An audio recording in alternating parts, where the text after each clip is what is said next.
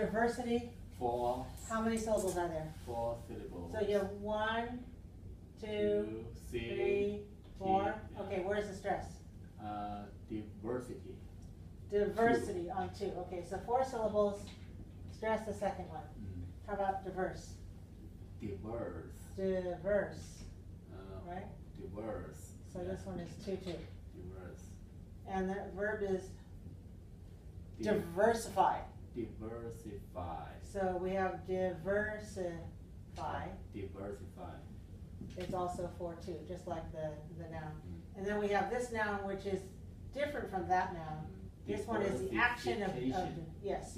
So diversification. How many syllables? 6 syllables, okay? And where's the stress? Diversification. All right, so always right before we have ION, we also always stress the syllable just before the ending ION. So cation and cation, right? Okay. So we have diversification. 5. Syllable 5 is the stress. So diversity is doya. Why you don't put it in here? Oh, here. Yeah. That dot here. I say this should be here, right? Cation, not cation, right? Okay. For example, I actually. Diverse. Okay, that's a good question. Let me tell you that there are different ways to show stress in one method, okay? So the stress is shown differently by different systems, differently by different books. So if you look at one kind of dictionary, then you may find the stress mark in one place, and if you look at another, it will be different. So if we look in some books, it will look like the stress will be here, before the stressed syllable, between the 2 syllables and before. Okay, or usually it will be because inside it will be duh, or maybe duh, and then like this, diverse. Okay, that's one method. That's one way to show the stress. And another way to show the stress is after the syllable. So this is different. So you may see something like this, duh, or duh, and then maybe it will look like this, and have this kind of. Not okay. usually. All right. So if you look at American dictionaries, you'll see a different pattern than if you look at British dictionaries. And this does not mean that the pronunciation, the stress is different. It means that the stress mark is placed in a different way. So what dictionary are you using on your iPhone? Udon. Okay, and I listened. You know the Udon. Udon is the one you used. Okay. Yeah. Not easy. And do you have? I heard that you played both British English pronunciation and American pronunciation. Yeah. Right. They have both. They have both. Okay. And do they also show a system for writing it down? The stress system. The stress. Yeah. Okay. Like this. Let's see. Okay, so it's showing that the stress is shown before the stress syllable. Okay, so that's what you're used to. You're used to seeing this kind. All right. Yeah. Now Americans don't use this pattern. If you look at dictionaries, American dictionaries, for example, Random House Dictionary, Webster Dictionary, then the stress mark will be noted after the syllable and not before it. Okay. So that's different. Yeah. Now, this is another confusion perhaps. If you look at my book, phrase by phrase, then I put the mark of the syllable and the stressed syllable above the vowel in the stressed syllable. Yeah. So that's why when you see my work, you'll see diverse with the accent or the stress mark on top of the vowel in the stressed syllable. And not after it and not before it. Now, there's different rationale. There are different reasons why someone decided to do it this way. Some people decide, oh, we should put it before the whole syllable, and then you'll be ready to stress that one, diverse. And maybe these people thought, well, you should wait until at the end because it's stronger at the end.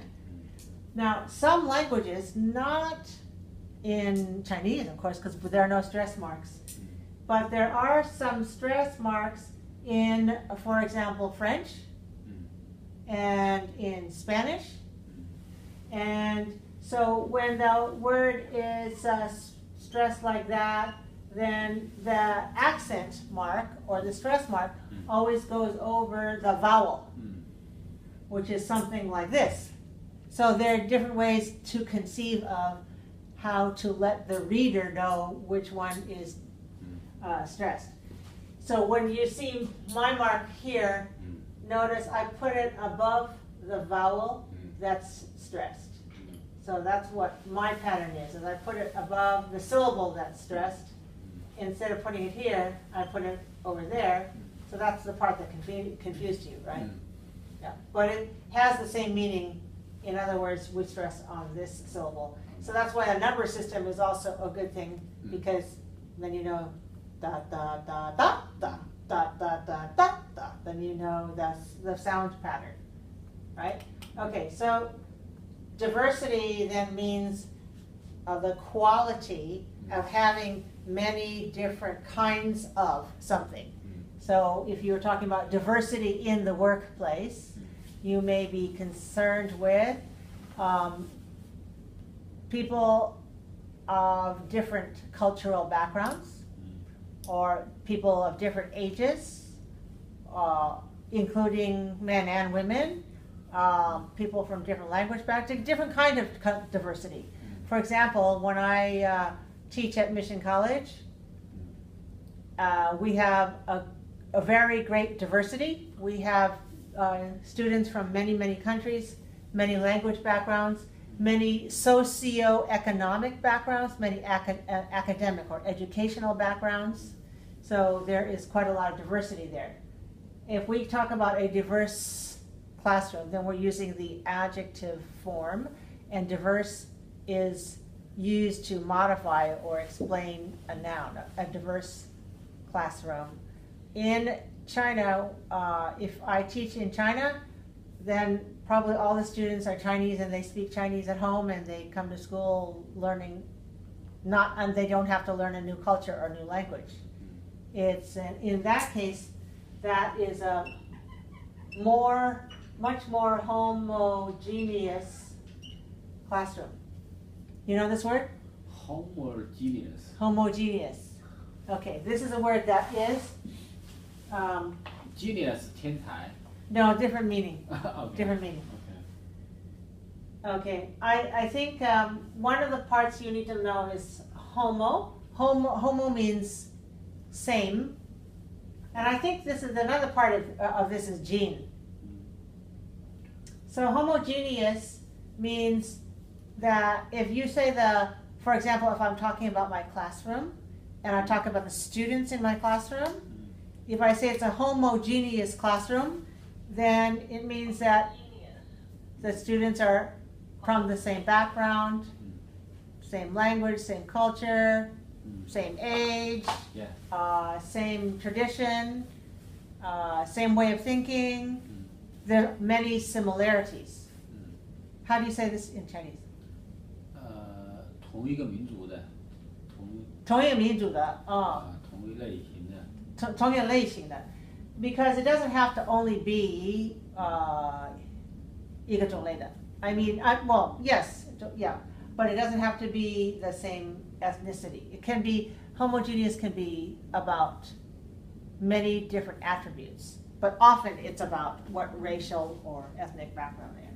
Now, in this word homogeneous, how many syllables do you hear me pronounce? Homogeneous. Homogeneous. Homogeneous. Homogeneous. Four. Okay, here's one. Ho. And here's mo. G. Neus. Okay, so homogeneous. Well, I think this is actually two parts. G, ni, and us. Genius. Yeah. Genius. And when we make this sound, can you tell which one is a stress syllable? Homogeneous. Okay, so we would stress this one. Well, I'm putting my stress mark over the syllable. Now you know how I do it, right? Okay, so we could say this one is a 5-3 word. Yes. Right? Da da da da da. Homogeneous. Homogeneous. Homogeneous. Homogeneous.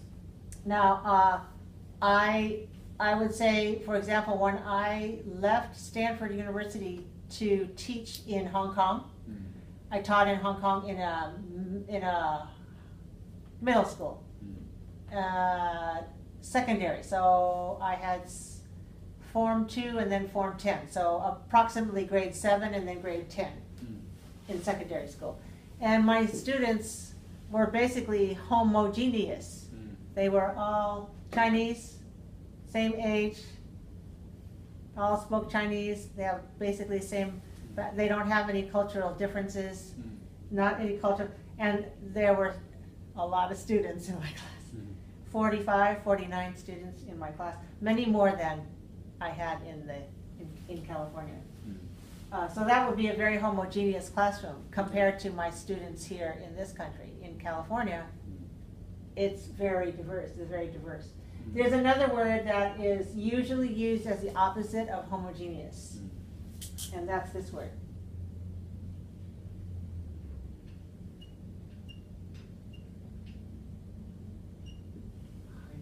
Okay, so this word is heterogeneous. Heterogeneous. So you want to look that one up? Because you see homo here, the same root is genius, and you have hetero here. So homo means the same, and hetero means different or opposite.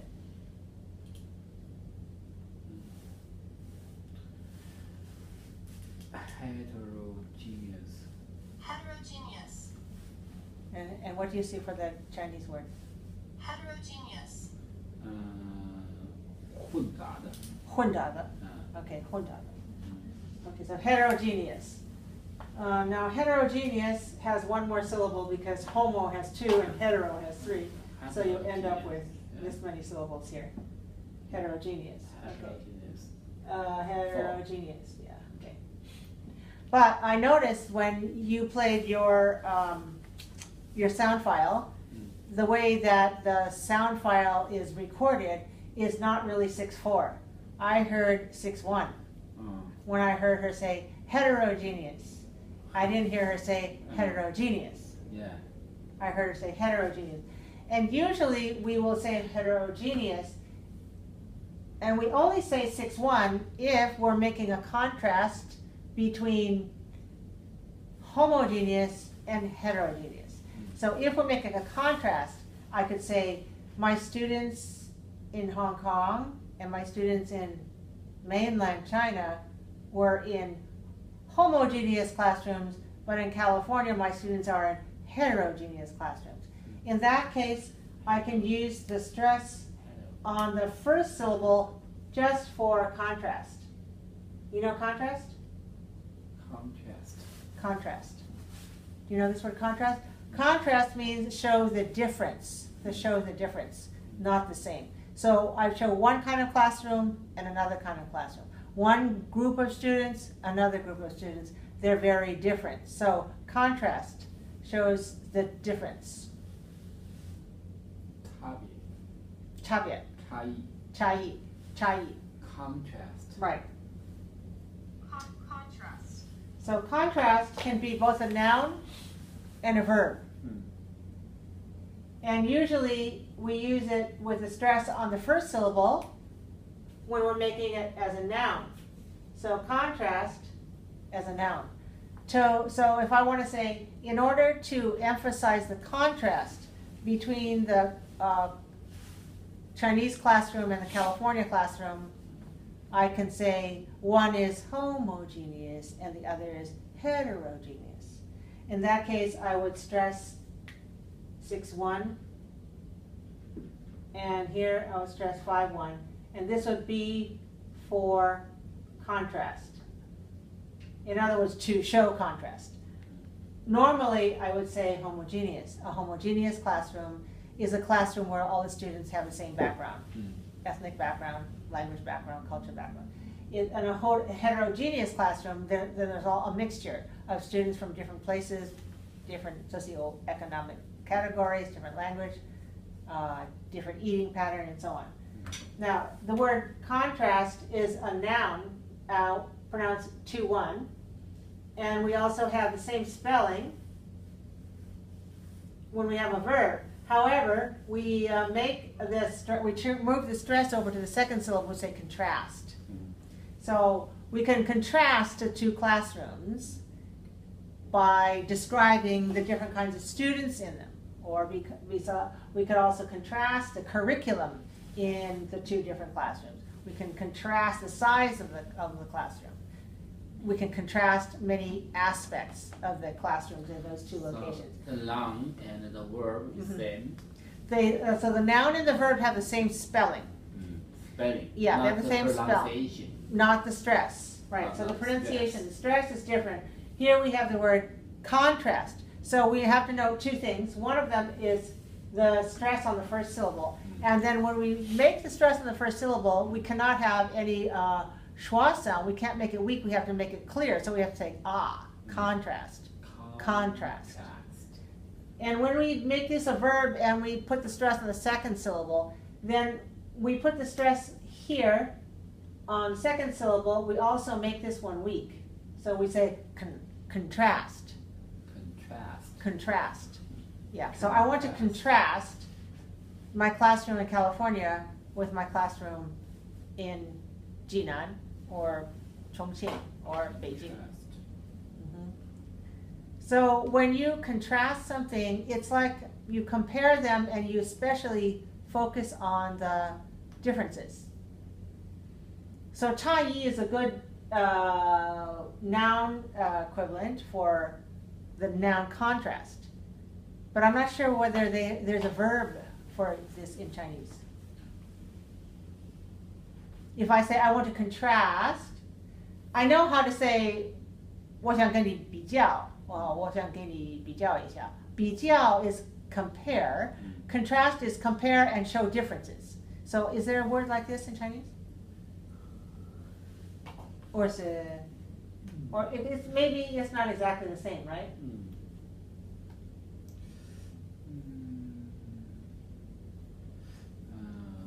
对照。对照。比照，对照。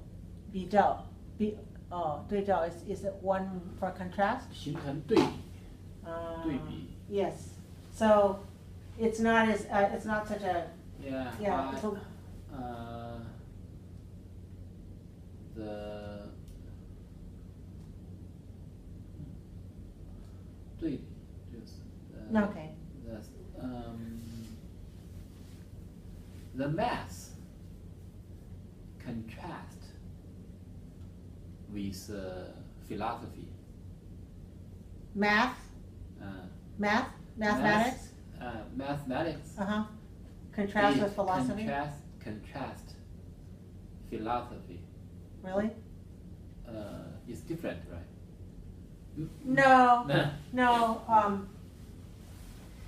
I think when I want to say my class in California contrasts with the class in China, then I need to continue and tell the differences. I need to continue and say one class is larger, the other class is smaller. One class was adults and one class was children, or something like that. I need to continue to tell the differences. So we can use this one probably a little bit more often, contrast. And I want to go back to this other vocabulary which might be useful for you. One of them is variety. So variety. How many syllables do you hear when I pronounce variety? Variety. 4. 4. Very good. Okay, and where do you hear the stress? Variety. Variety. Ah. So this one? Second ah. Second? Okay. So this is I. I. This is rye. Right. Okay. Variety. So this is a 4T word, right? Variety. Variety. Variety. So what does variety mean? 丰富. No. Variety also means diversity. Variety means the different types of something. So in my garden, I grow a variety of flowers, not just one kind. And in your eating habits, perhaps you have a variety of food. That means you don't eat the same food every day. You're right. I think if we were very poor, we might not have very much variety. We would eat whatever we could, and maybe it would be the same thing every day. But if you are lucky enough to have money to try this and then try that and then to change your menu every day, then you can have a variety of food. Even a variety of meat, a variety of vegetables, a variety of fruit, a variety of dishes. Maybe you have a variety of tea. So, for example, when you go to China and you buy tea and you bring tea back here, do you always bring the same kind of tea? Yeah, usually. Oh, you do? Okay. Yeah, but, What kind do you buy? 龙井, 铁观音. 铁观音. 铁观音 is your favorite? From Fujian. From? Fujian. No. From Fujian. Okay. Fujian province. Okay. So 铁观音 is famous in Fujian, right? Yeah, in China. And so that means you don't bring any other kind of tea with you? Today we drink Longjing. Okay, so today is Longjing. All right. So in my closet at home, in my cabinet, we have a variety of tea, a variety of wine, a variety of vegetables, like that. Okay. And so variety is a really good word because it's a common word. And so is the adjective form, which is various. Various. Okay, how many syllables do you hear when I pronounce the word various? Various. I. Okay, so how many, first let me ask you, how many syllables do you hear when I say the word various? Various. 3. 3, okay, so 1, 2, 3. All right? Various. So 3 syllables, and where's the stress? Various.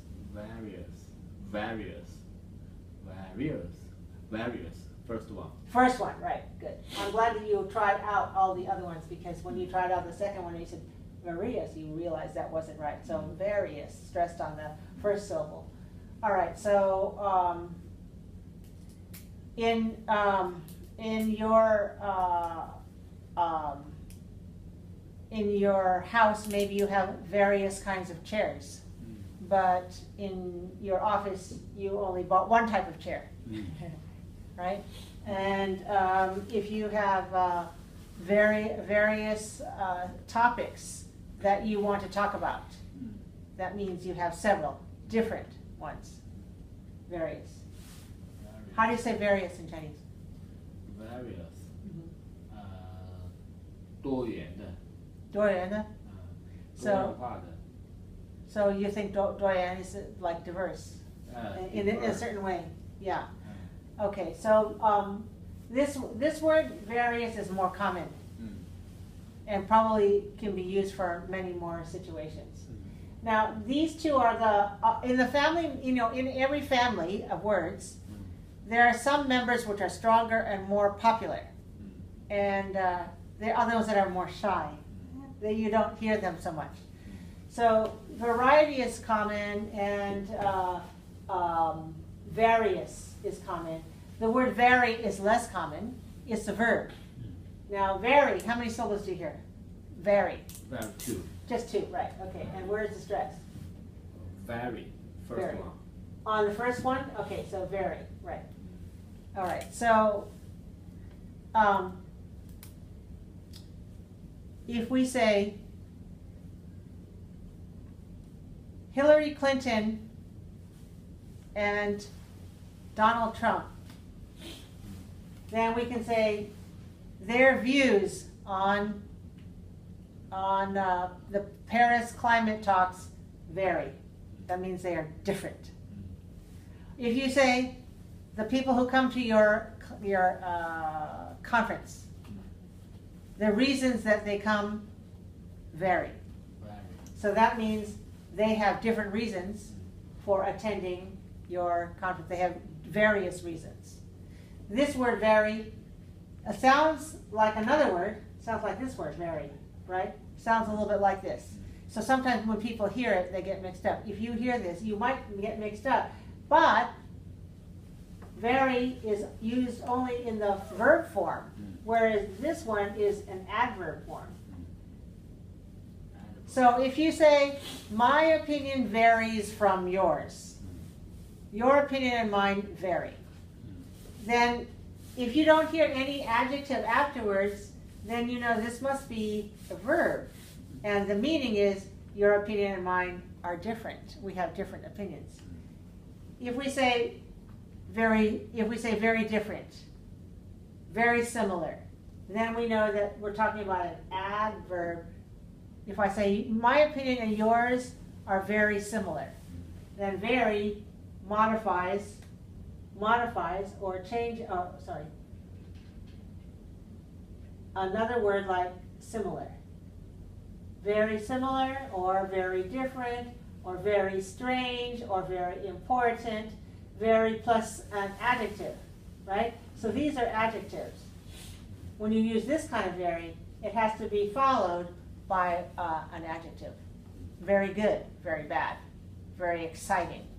Your new idea, new scientific renaissance is very exciting. And you can gather many different scientists who will bring various ideas to your group to discuss. And the variety of information, the variety of concepts and suggestions that they bring can help you push your GASA University towards your mission, right? To make a better, make science come to the people more easily. Is that right? Yeah. Okay.